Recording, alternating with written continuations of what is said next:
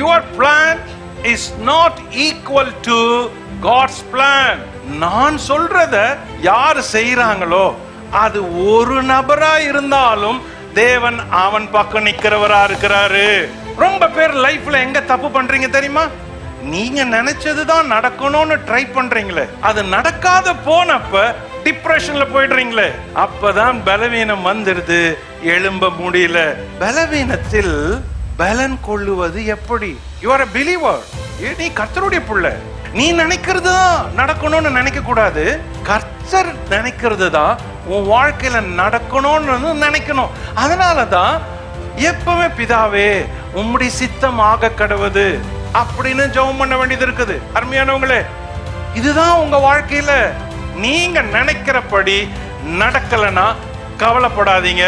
கர்த்தர் நினைக்கிறபடி நடந்தா சந்தோஷப்படுங்க.